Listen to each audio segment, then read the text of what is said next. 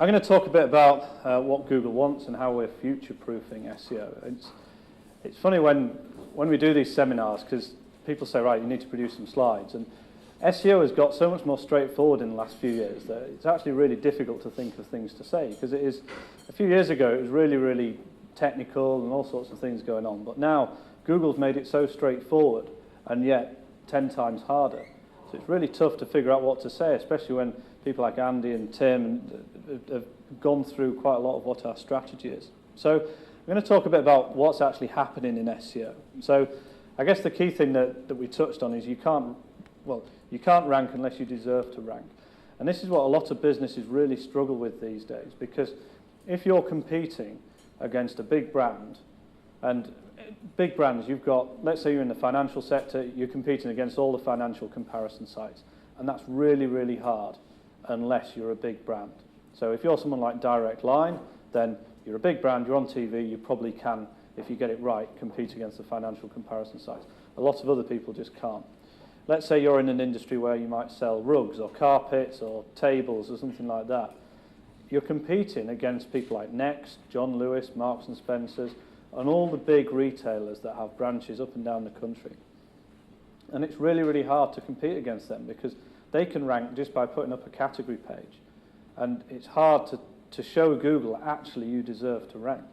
And a lot of these businesses have problems as well, because in the past they've really gone to town on SEO and they've hired an agency who's built loads and loads of links and probably got them penalised.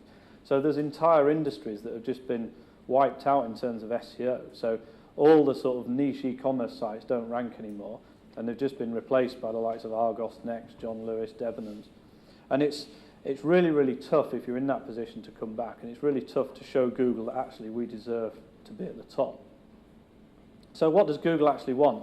This is a quote from Matt Cutts, who's the big boss at Google in terms of SEO. He says, "The goal of many of our ranking changes is to help searchers find sites that provide a great user experience and fulfill their information needs." So Google doesn't really care who you are and what you do. What Google cares about is if users are happy when they visit your website. And for a lot of smaller businesses, it's incredibly difficult to do this now because SEO is 2 or 3 times as expensive as it was 2 or 3 years ago. So if they want to really, really do a good job, then they're going to find it quite difficult, especially when the big brands are spending a fortune. So what we need to figure out is how can we create more authority for our clients and make them a better and more reputable company. Now, this is often quite difficult because not every client has the desire to be a better and more reputable company. Most of them want to be a more profitable company as the first step. And then figuring out how to make better landing pages. So if we speak to a client, we're normally talking about better content strategy, better landing pages, and building authority, which we would do via online PR and link building, that sort of thing. But it's a lot easier said than done. So for me, SEO has got a lot more straightforward, but it's probably at least between 3 and 10 times as hard, depending who you are. So you've seen this a lot today, and this is one of the diagrams that we sort of live by. And it just epitomizes everything that Google looks at. Google doesn't just look at a few factors, it doesn't just look at links. And the critical thing is you can get to maybe page 1 based on links, but if you want to be at the top, you have to be the best possible website on that page. And if you're not the best possible website, and you try and use links to get higher up, then you're just going to artificially inflate your rankings. Google's going to come along and drop them back down again. So you have to absolutely be the best website. And we love it when, if we win a client who has a great website and they just haven't tied it all together, we think it's great if they're a big brand and we can do absolute wonders. If we win a client who nobody's ever heard of them, they don't have a very good website, they don't have a very good link profile, then it's really, really tough to deliver the same kind of results. And Andy's talked a lot about design, and it's amazing how you can take a site and redesign it and not change any of the content, links or anything like that, and instantly your SEO improves. And design is probably the cheapest thing you will ever do in an SEO campaign. It's not particularly costly to do a site redesign, but it's amazing the people that just don't do it. You've probably seen this before today as well, so this is just how we work in the sort of new era of SEO. So the critical thing is focusing on users. Andy touched on this before, so this is return to search. And this return to search metric has single-handedly ruined the voucher industry and a lot of the car classified industry in the UK. So if you go onto search metrics and you have a look at the visibility of the big voucher sites and a lot of the car classified sites, everybody has been wiped out other than probably Auto Trader. So this really affects industries where people aren't satisfied with their search results. So if you're looking for vouchers, let's say you want to go to Pizza Express, so you search for Pizza Express vouchers, and you arrive on one of the big voucher sites, and sure enough, they don't have any Pizza Express vouchers, they're all expired. So you go straight back to Google, search again, Pizza Express vouchers, again, you get on the next site, they don't have any Pizza Express vouchers. And you can go backwards and forwards on this, and I've done it, and it's very frustrating. So I'm looking for Pizza Express, and you don't have any vouchers, so you have to pay full price, but people really hate it. And the same happens all the time with loads of different companies that are on these voucher sites, because their strategy was basically, we'll find every retailer and restaurant in the UK, we'll put them on our site and pretend we've got vouchers. And they probably only have vouchers for 10% of them. So they've lost all their traffic from Google because they're not satisfying the searches. The same when it comes to car classified sites, because you never buy a second-hand car from the first site you find. So you always go back to Google and search again. And Google knows that, and they know that these sites aren't really satisfying you. They've reversed the algorithm a bit recently, so in the latest Panda update a few months ago, a lot of these sites got some of their visibility back. But Auto Trader has grown immensely in the last few years, just because everybody else has been struggling with this return to search. And return to search is one of the key signals in the Panda algorithm, and it's a negative signal. So if you have a bad return to search metric, your rankings go down, you might get hit by Panda. But it's also a positive signal for other people. So if you've got a really good return to search ratio, and people are going to your site and they're staying and they're looking around, then Google thinks, wow, this must be a good site, let's move it up a little bit. And that's a really critical thing, and that's where design comes in. So we would actually optimize for example, if you went onto a site which had a search function, we would try and optimize to make sure as many people as possible use that search function. Because if you can get more people using it, then less people are going straight back to Google. So this is a tool that Google's brought out called Google Consumer Surveys. And it allows you to put a survey on your website so that people can visit your site and say whether they think it's any good or not. And I talked about this at a conference the other week and said it's a great idea to do this. And then somebody in the audience said, well, why would you want to give Google information that people hate your website? So I'm sort of retracting that. I think you should use some kind of tool, but maybe not this one, because if your website is rubbish and everyone gives it 1 out of 10, you don't necessarily want Google knowing about that. But Google is going to use this data, so they will know what websites are good, and they'll use this to figure out whether their algorithms are getting it right. There's another tool called Qualaroo, which is probably a bit of a safer way of doing things. So if you want to see whether your website is any good or not, you have to be asking people. And we say it to clients, put a survey on your website, and if everyone says that your website's rubbish and you get 3 out of 10, then you can go to the management and say, right, everyone thinks our website's rubbish, can we get some budget to redesign it?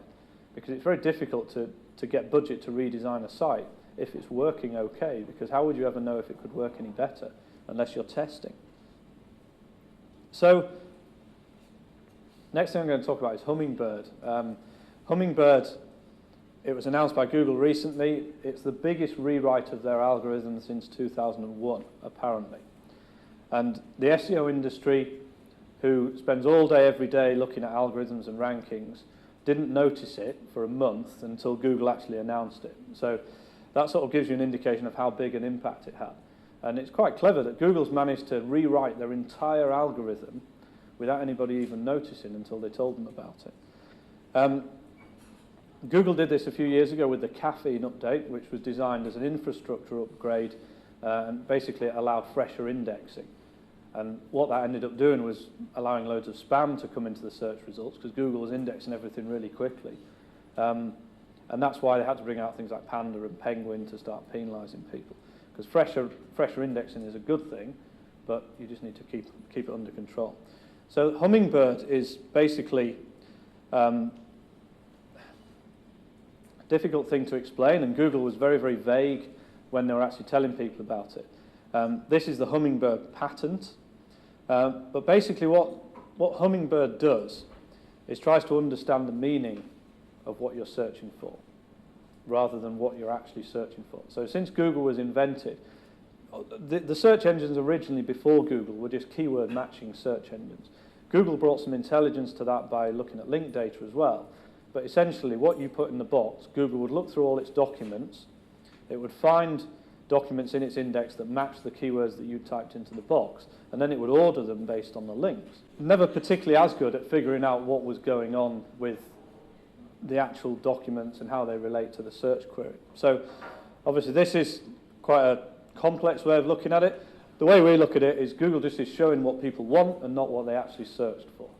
So it's about Google saying, right, you've put something in the search box which may or may not be a good query, and we're going to say, well, forget about that. We think we know what you want. And that's a big departure from what Google used to do. For most people who really know how to search, it's not going to make any difference. But for the people who don't really understand how search engines work, it's going to make a huge difference to the quality of results they get. So if I wanted to go into Leeds, for example, and go to an Italian restaurant, I'd search for Italian restaurants in Leeds because I know how Google works. If I didn't know how Google works, I might go to the search box and say, what is the best Italian restaurant in Leeds on the head row?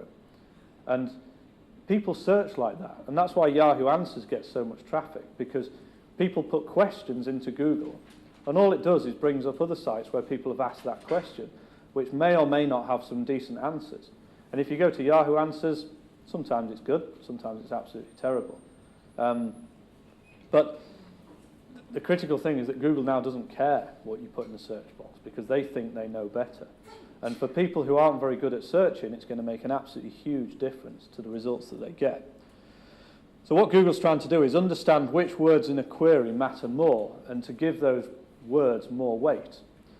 So long tail and badly thought out queries, they get far better results, people will be more satisfied. So if you put a word in your search query that Google thinks, actually, we don't want that word in there, they'll just take it out. Whereas before they might have shown you results which had that word in, and people would have been unsatisfied. This is an example that Google actually gave.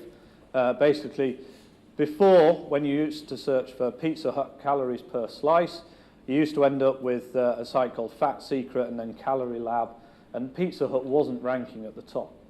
And if you want to know how many calories are in a slice of Pizza Hut pizza, it has to be the Pizza Hut nutrition page that you end up going to, because none of the other sites, they're not necessarily accurate, because they might not be updated, and it's just a website which happens to have put some content up there. There's no way of you knowing whether those websites are accurate. Pizza Hut has to be accurate, because I'm sure there's all sorts of legal regulations that mean they have to put the right stuff on there. And Google has basically said, right, let's figure out what people really want to see in this search query rather than what they've actually typed in the box. And that's a fairly easy one to understand. This is actually taken from google.com. And it's very interesting that google.co.uk doesn't show anything like that. So either for some reason Hummingbird has been missed in the UK and nobody's noticed, or for some reason in the UK Google doesn't think that pizzahut.com is a deserving site to rank for this query. So we have no idea why this doesn't seem to work in the UK, but this was an example that Google specifically gave and said Hummingbird is going to fix this query. It just doesn't seem to fix it in the UK. So we'll try and get an answer to that one. I'll probably raise that with Google and ask them why. So one of the key things about satisfaction, obviously the satisfaction of people arrive at a website that they just don't think is a very good website, so it might be a spam site. But most of the time when people aren't satisfied, it's probably because Google has just shown them something they weren't looking for. It might be a really, really good website, and it might deserve to rank for 80% of people, but for 20% of people, they might just say, well, I wasn't looking for that. But they typed it in the box. So Google is now trying to say, right, let's try and satisfy everybody. So they're not necessarily saying that they're going to change the search results for everybody. They're going to change them based on what they think you want, rather than what they think everybody wants.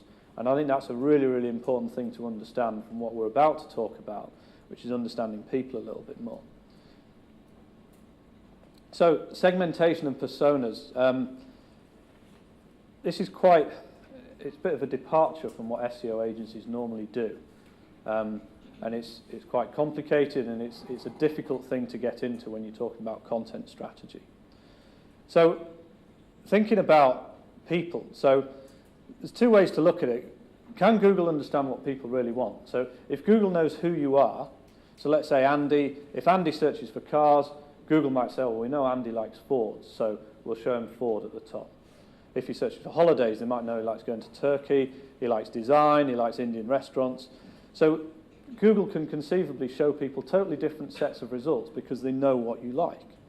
So Tim, he likes Audis, he likes going on cruises, he likes SEO, he likes Indian restaurants, he likes staying in the Hilton. So there's all sorts of information that Google has about people, but they're not necessarily just going to look at what you like. They're going to start to look at what you've actually searched for and whether they can show you a more relevant result. So in terms of segmentation, most big brands perform segmentation anyway.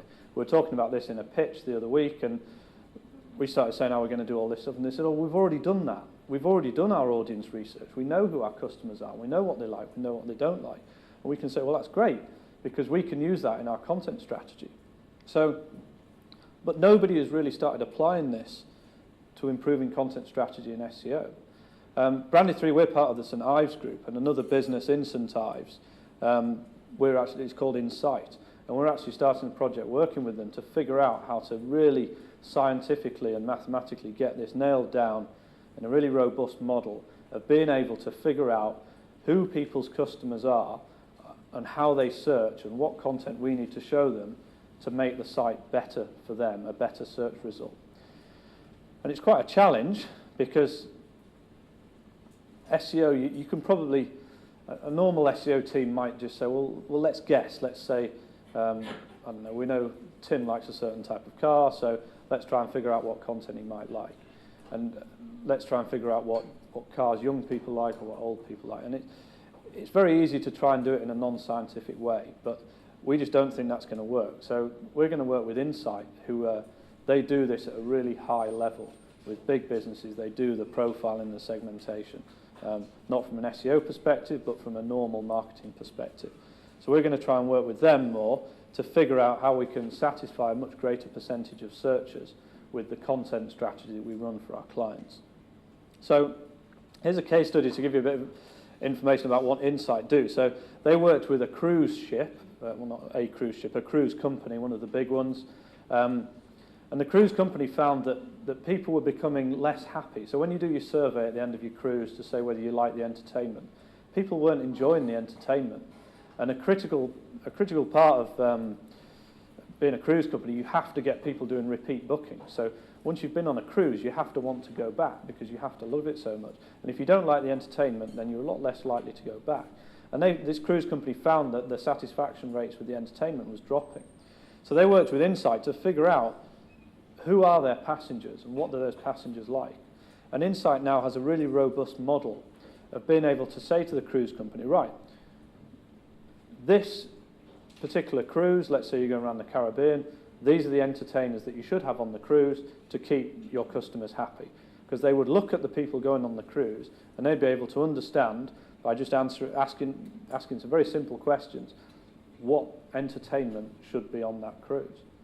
And if we can do something similar by saying, right, let's figure out who the target audience is, let's figure out who's searching and who's landing on the website, what content do they really want to see on the site? And in the past, you could do something similar because you could say, well, let's just put content out there according to what people are searching for. So if somebody searches for, I don't know, what entertainment options are available on cruises, then you know that they're interested in the entertainment options on a cruise. But now, if somebody searches for cruises, you need to know, actually, well, who is the person searching for cruises? Because you don't necessarily get the keyword information. So you need to be able to satisfy all the different types of people that might search for cruises. So you need to satisfy young people, old people, people who've been on a cruise before, people with kids, all sorts of different people. So if you were searching for cruise deals, if you're a mum with kids, you search for cruise deals, the website has to satisfy you when you get there. So it needs lots of information about play areas, babysitting, games, and kids' pools. If you're a retired couple, you might be more interested in the social life, the food, the entertainment. If you're a honeymoon couple, you might just be interested in privacy, romance, spa days, and day trips, and food and fitness. So there's all sorts of different people that you need to be able to satisfy with the content. And it's only by really understanding these people that you can figure out what content you need to place on the website to keep them happy. And this sort of rolls into content strategy. So it's not just about keyword research anymore. It's about audience research. So you need to know what the keyword search volumes are, obviously, because you need to know what keywords to target. But you also need to know, more importantly, people have been chasing keywords for years, but in actual fact, what we should have been doing is figuring out who goes on cruises and what content should we put on the website to keep them happy. Forget about keywords. You just, if you can figure out what people really want to see on a website, then you place that content on the website, and then you're connecting the searcher to the end product. And the keywords are just the bit in the middle that people have got sidetracked and focused way too much on keywords in the last few years. And it's all about really understanding your audience. And I think that only by having a really robust model of actually trying to understand this, that's the only way that you're actually going to be able to succeed with the content strategy side of things. So this is a very simple framework. This is how we would traditionally look at content. It's basically a list of this is what we could produce for a client's site. We would then plug this into our audience research, and that would help us understand what potential possibilities there are. So once we've plugged our audience research into our content strategy framework, then our content team can go away and say, right, what are we actually going to produce?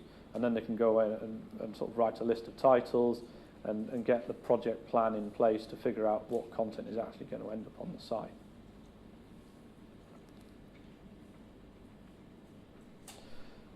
This is just a link really to another blog post. So if you're running an e-commerce site, content strategy is even more important because you need to figure out your content strategy around your users and around your products as well. So there's a blog post up on the site. There's a shortcode link down the bottom.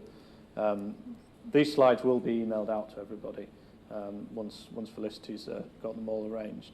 But if you have a look on our site, that's a good start for e-commerce content strategy.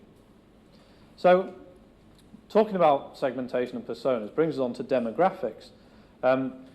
The exciting thing about demographics is Google has now rolled this out inside Google Analytics. So this is a screenshot from within Google Analytics, and they're using the double-click network to pull demographic information in to Google Analytics. So you can actually see who your customers are. This is from a cruise client of ours, so I'm sure Tim will be particularly pleased to know that this is the ages of everybody who goes on cruises, because Tim likes cruising. So most people are over the age of 65, and if we flick forward, 57% of them are ladies. So most people who go on cruises are old ladies. And if you look at, you can see that obviously the vast majority of people are older, but there's still a good age range of younger people as well. The interesting thing is, average visit duration, 35 to 44-year-olds, they're on the site loads longer than anybody else. So if you really want to produce content that's going to target that particular audience, you know that they're probably going to be reading it. And this is brand new data, so we don't have a huge amount of data. It only went live yesterday. It's a relatively new system, and our first client only put it on yesterday, I think. So we don't have a huge amount of data on this, but what this is going to allow you to do is to see how people of certain age groups and demographics interact with your content. So you can see most people are female. The key is a little bit the wrong way around. So the big section is female on there. And the great thing is it allows you to split down all of your normal metrics that you would get based on age groups. So you can see your e-commerce conversion rate for each particular age group, which is amazing because you can see, is the website easy to use? Because quite often younger people find sites easier to use than older people. So maybe if your conversion rate is particularly bad for over 65s, maybe it's not easy enough to use. Maybe you need to make it a little bit more intuitive. And if you're a cruise company where most of the people are over 65, then maybe that's something you need to look at. Unfortunately, this particular client doesn't have e-commerce conversion tracking loaded up, so we can't show conversion rates on this one. But hopefully in the next week or so, when other people start to roll it out, we'll have a load more data on this. The interesting thing is it also splits it down not just by age and sex, but also about what type of person you are. So are you a travel buff, a news junkie and avid reader, a TV lover, a music lover, a sports fan, a technophile, a cooking enthusiast, a movie lover, or a home decor enthusiast? I've no idea how Google knows this stuff, but I'd be really interested. I think there is a page that you can go to, and Google will say what they think you are. So it'd be really interesting to have a look and see whether Google actually gets this stuff right. But the great thing about this is amazing for content strategy, because if you've got a general website and you can see that actually maybe you've produced a load of content for movie lovers, will movie lovers then have a higher conversion rate than technophiles, for example? And I'm particularly interested when we get this going, because we work with B3Seminars, so I'm really interested to see what the conversion rate for movie lovers is in comparison to sports fans. And also you could probably break it down by films as well. So if there's a sports film comes out, do sports fans have a higher conversion rate? So Google knows all this stuff about people. And when Google's Hummingbird algorithm is deciding what content or what search results to show, they know exactly who you are. They know whether you're a man or a woman, they know how old you are, they know whether you're a cooking enthusiast, and they know what results will be better to show you. They're not necessarily doing it yet because they haven't had the opportunity, but now that Hummingbirds come out, they can use all this data that they have about you to decide what results are best to show you. And I think the search results are going to become a lot more personalized moving forwards, because Google knows what you actually want rather than what you search for. And this just shows you some of the other categories. So you've got news and weather, arts and entertainment, and I think the amount of information that Google has about people is pretty incredible, really. Now, not provided is obviously a huge issue. Since Hummingbirds come out, I've more and more started to think, actually, this is probably related to where Google wants to go. So Google doesn't really want to give as much keyword data because they don't think keyword data is relevant, and they don't want people to think too much about keyword data because the keywords aren't necessarily going to be relevant. They're more about, if Google has basically ignored the keyword somebody searched for and just given them results based on who they are and what they think they're looking for, then why would they give you keyword data?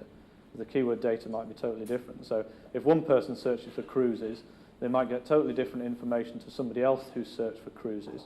So is that keyword particularly relevant anymore? Obviously not provided is probably the biggest potential issue for the SEO industry in a while, purely because it makes it, some people think that not provided makes it more difficult to report. What we see is that it makes it far easier for unscrupulous SEO agencies to make it look like they're doing a great job. So if you think your SEO organic traffic is rising, it's probably because not provided is just muddying the waters. So really, really important that you get a handle on that. And you can see this year, not provided has increased dramatically the percentage of keywords that aren't provided anymore. And we've talked to loads of people who say, yeah, organic traffic's doing really, really well this year. And it's not at all. It's your brand traffic that's doing well. And eventually, as Google increases the not provided count, people think that it's non-brand.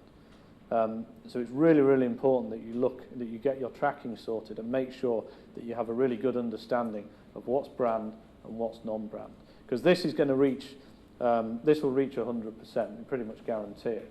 I'd be surprised. We were working on the basis that it would be 100% in October, so we've just taken keyword data right out of the reports, because it's just, if you've got, I don't know, if you've only got 20% of keyword data, that's not a useful sample anyway. So we're working on the basis that there is no more keyword data. Solutions, it's actually a lot easier than you think. The really straightforward way of looking at it is Webmaster Tools is normally within about 5% accuracy. when it comes to the big keywords. Not very good for long tail stuff, but for the big keywords it's quite good. So the way that we do it, we go into Webmaster Tools and we would find out what the brand search traffic was. So let's say you get 100,000 people a month searching for your brand. So you then know, if you go into Google Analytics, if your total search traffic is 500,000, then you know you get 400,000 non-brand search visits a month. And you can just work that out every month, nice and simple, and that gives you a really good approximation of how much non-brand traffic you get. And that has to be the key number that justifies your SEO campaign. And if you monitor that every month, then that's probably all you really need to do in terms of your overall number. It's not that easy to backdate it because Webmaster Tools only offers the last couple of months or something, so you can't backdate it 6 months to see where it was 6 months ago. So it's incredibly difficult at the moment to do year-on-year comparisons because you're using data now which is totally different to the data you were using a year ago. The other ways that we look at it is total organic visits to top landing pages. So if you assume that all internal landing pages is going to be non-brand, which is that's probably the case for most people, then you can say, right, well, how's my internal landing page traffic coming this month? And if you particularly want to focus on, let's say, a category page, then you can look at how the traffic to that category page is varying month by month as you've improved the page or added some more links, added some more content. The key thing you need to be keeping an eye on is estimated visits per keyword. And this is easier said than done. So the way that we would do it is, let's say we track in 1,000 keywords for a client. We know what the search volume is for those keywords. We know where they rank every day. We can then estimate the click-through rate, and then we can get a good approximation of how many visits we think they're getting. We can compare that to all their competitors, and we can break that down by category, by keyword type, and we can get a really good understanding of the click share, the traffic share, and the market share, and the estimated traffic every month. So we can plot on a weekly or monthly basis what your market share is in comparison to your competitors. And that's the stuff that you have to be doing these days in SEO, because you don't get the keyword data anymore. So it's becoming a lot more about market share and about estimating traffic rather than having an exact number. You'll never have an exact number again. And I think really you never had an exact number before, because if you ever did attribution analysis, you always found that you never really knew where a sale had come from, whether it was PPC or SEO. So there is huge changes when it comes to reporting, and it's getting more difficult to do the reporting, but I think the key thing is it's getting a lot easier for SEO agencies to make it look like they're doing a great job.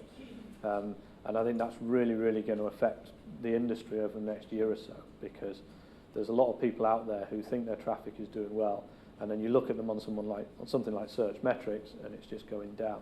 And it's critical that people get a real understanding of what their market share is every week to see whether things are doing well or not. So that's everything I'm going to talk about today. We've got plenty of time for a Q&A session, whether you want to ask me or we'll get the other guys back up as well, and just fire away with questions about absolutely anything, really.